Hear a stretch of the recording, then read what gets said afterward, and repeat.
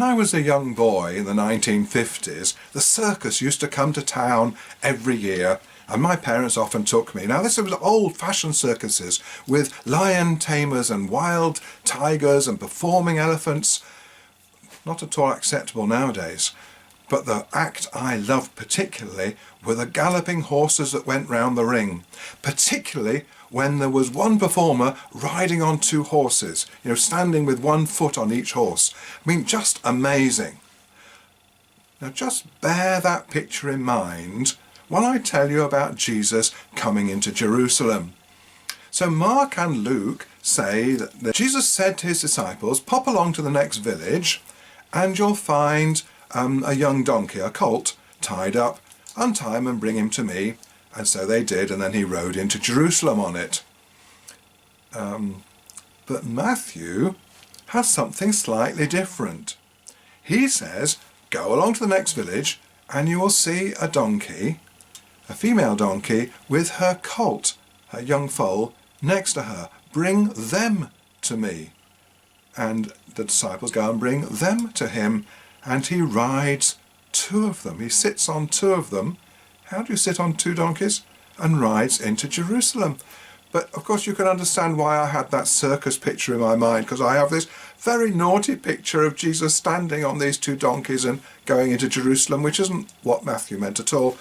A bit naughty of me. But of course the question is, why has Matthew got two donkeys rather than one? And it's unfortunate because he read the Greek version of the Old Testament. And there's a passage in Zechariah that he thought referred to Jesus. So just let me read it to you.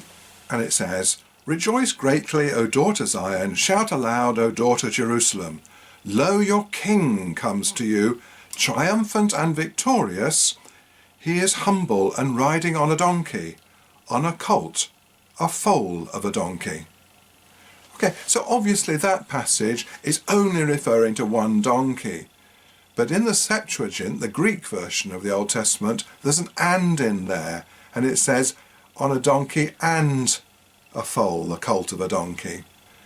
So poor old Matthew quotes the Greek Old Testament, which is wrong, and says that Jesus had two donkeys to ride on.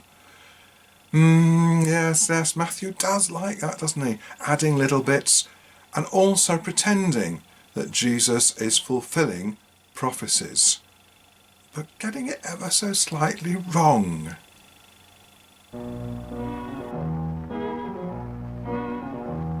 It ain't necessarily so. It ain't necessarily so.